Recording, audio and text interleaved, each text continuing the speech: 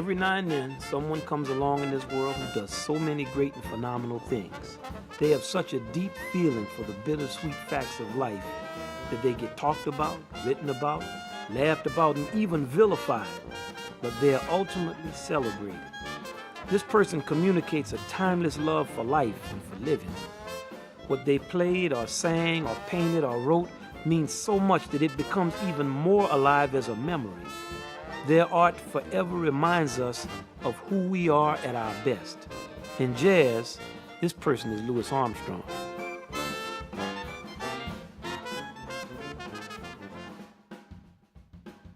Jazz music was born in New Orleans around the turn of the 20th century. Louis Armstrong was born in New Orleans around the turn of the 20th century. He always liked to say, jazz music and I grew up together, and they did. In fact, for most people around the world, just the name Louis Armstrong means jazz.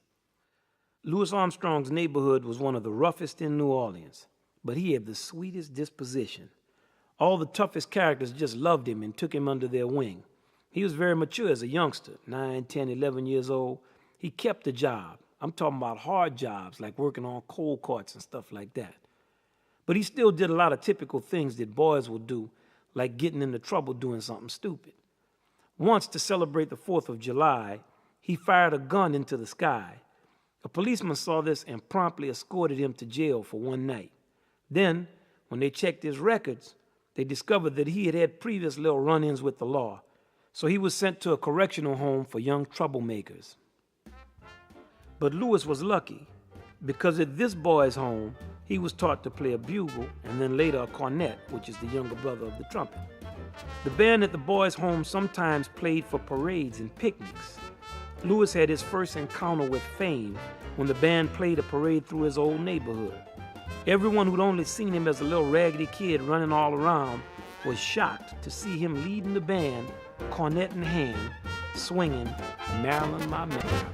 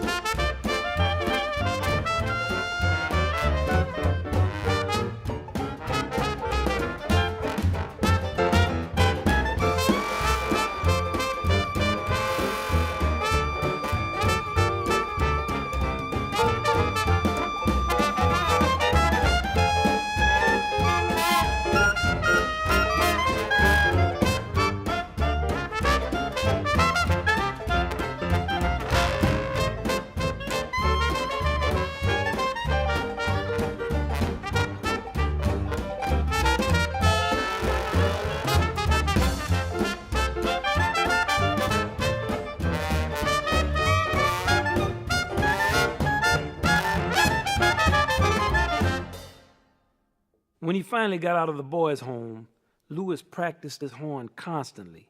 It became an extension of his personality, like a second voice. As he grew older, musicians and listeners began to talk more and more about how great he sounded. Man, have you heard this little boy playing? Unbelievable trumpet. Plays high, low, sound like a clarinet player and trombone and everything in one trumpet. He idolized and imitated the great cornetist Joe Oliver, whose wife Stella cooked some of the best red beans in New Orleans. Joe played with such fire and endurance and originality. Everyone was in awe of him. He became known as the greatest cornetist in New Orleans. Joe Oliver loved Louis, and Louis did all he could to make Papa Joe proud. Joe Oliver left New Orleans and became popular in Chicago, so popular that he became known as King Oliver. Now, the North was different from the South. A jazz musician could make more money and endure less prejudice and ignorance. Well, at least at first anyway. Joe sent for Louis, and Louis said Papa Joe was the only one in the world who could have gotten him to leave New Orleans. At this time, Louis was about 21 years old. Pretty soon, people all over Chicago were talking about King Oliver's great band playing at the Lincoln Gardens and this unbelievable second cornetist he had playing with him. King Oliver and Louis Armstrong became famous for playing 2 cornet breaks. A break could be the greatest or worst moment for a jazz musician. That's when the entire band stops and you have to play by yourself for 2 or 3, 4 measures, and then the band comes back in. Now, it seems like a simple thing, but you have to maintain the swing, the momentum, and the rhythm of an entire band by yourself.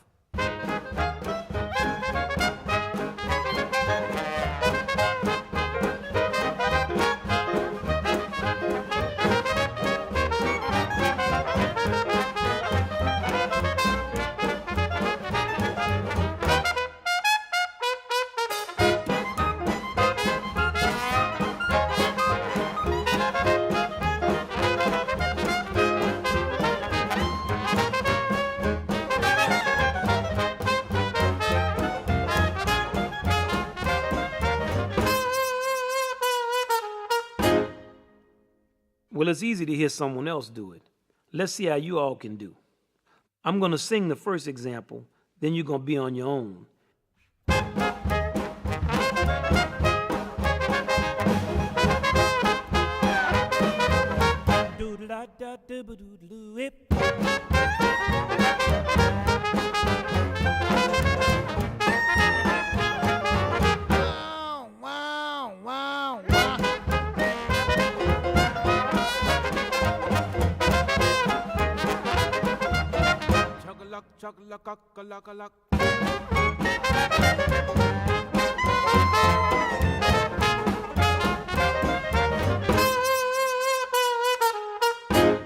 Anyone brave enough to try is more than welcome.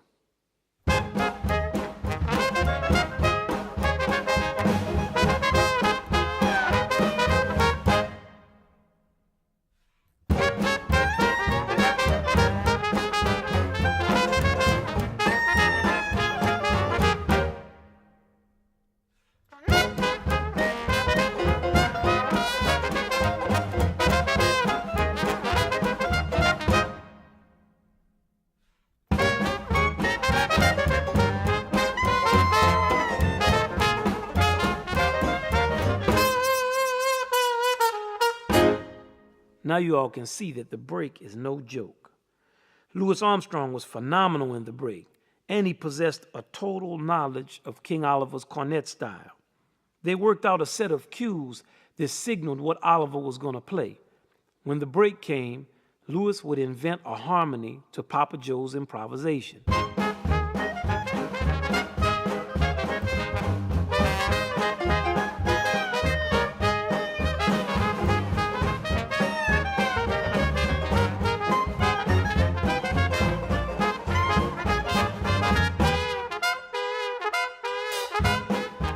This demonstrated Louis's lightning-fast musical reflexes and an unerring ear. He could respond to it and he could hear it. All the Chicago musicians just went wild over what they were playing.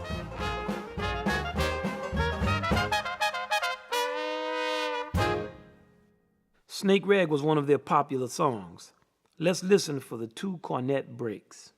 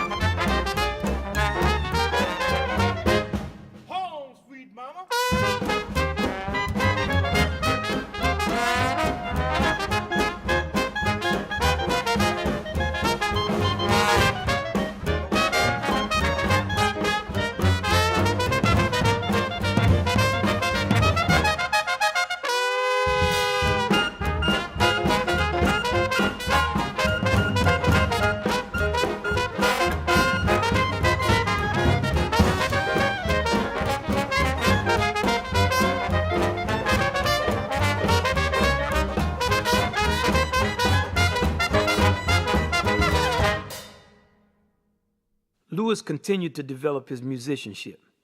Eventually, he left King Oliver's band and began recording with his own groups called the Hot Five and the Hot Seven. Now, because recordings could go everywhere, musicians and fans all over the world couldn't believe what they were hearing. His trumpet and singing became the most imitated sound in jazz, and he invented new things on almost every song. His most startling achievement was the long, coherent solo.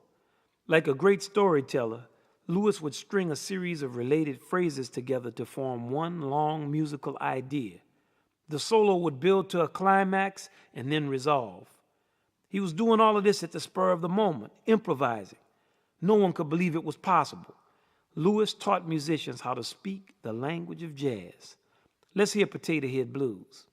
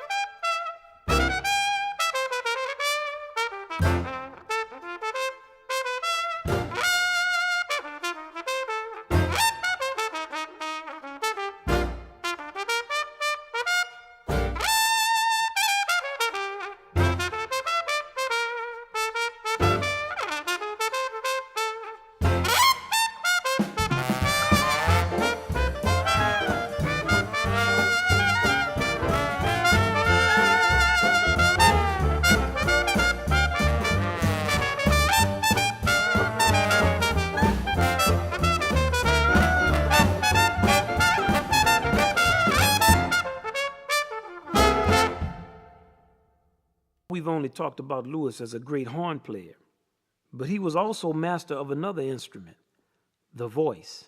He was one of the greatest singers ever. He showed us how to use the voice in a more natural way. Now, at that time, people would sing, "Sometimes I wonder why I spend the lonely nights dreaming of a song," like that. Pops would sing, "Sometimes I wonder why I spend the lonely nights, oh babe, dreaming of a song, melody, memory." Take his time and just express it to you naturally like he was talking. Jazz musicians like to imitate singers in vocal sounds. We love to make a horn moan and laugh and holler and shout. But Louis Armstrong was able to imitate the more technical lines of instrumentalists with his voice. and he always sang in tune. Now, when a vocalist imitates a horn player, this is called scat singing, and he was the first to record it. This tune, called the Heebie-Jeebies. 1, 2,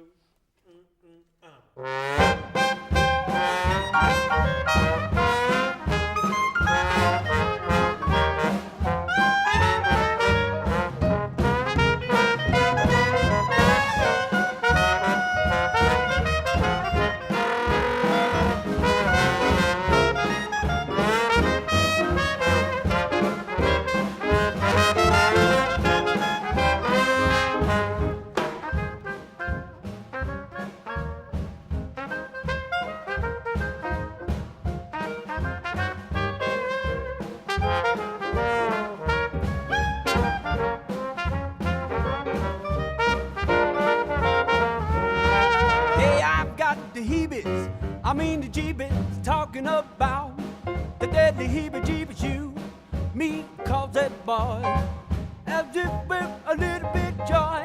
Hey, don't you know it? The da-ba-da-bo, don't be blue. Someone will teach you, come on, and they do that dance. They call the heebie-jeebies dance. Yes, sir, Papa's got the heebie-jeebies band.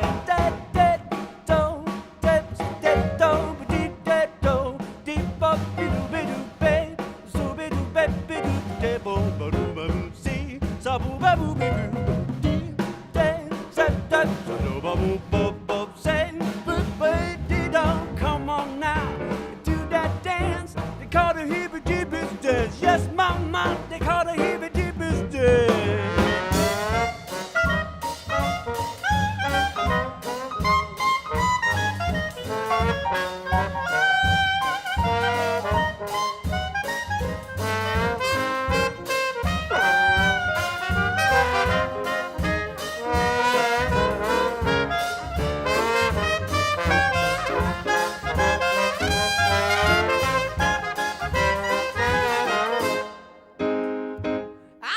The heebies. Now what you doing with the heebies? I said I ain't got no heebie. Louis Armstrong took ordinary songs and made them sound like him. Hip, swinging, soulful, and just full of rhythm and life. The popular songs of the day could be quite corny. For example, a lazy river where the old mill runs, meet the lazy river by the noonday sun, lingering in the shade of a kind old tree. Throw away your troubles, dream a dream of me. Now Louis would take this same song, change the melody, play around with the lyrics, and make it feel so good that the song's composer wished he had written it that way. But Louis didn't allow the written notes, the harmony, or the form to get in the way of communicating the meaning of the song. It's just like when you're talking, many times you really don't say what you feel. Things just get in the way. Louis just said it, and that was it. Let's check it out. Yeah. Uh-huh.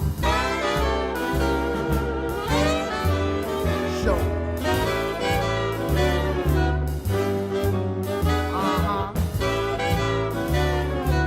Way down, way down. I said up a lazy river, down where the old mill runs. Meet the lazy river by the noonday sun. I'm lingering in the shade of a kind old tree. Stow away your troubles, dream a dream of me, dream a dream of me. Up a lazy river down by where the robin's on. Meet two new bright mornings as we move along. Blue skies up above, everyone in love. Up a lazy river, oh how happy we will be. Yeah, mama. Oh, up a lazy river, they don't come to bend the baby, they don't do bend the baby.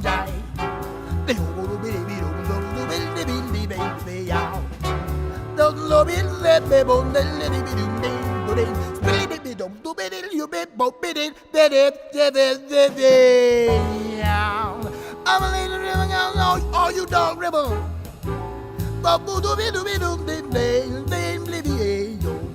Let that go. Let that go for bit to be. Oh, I'm a lazy river, all free on the key.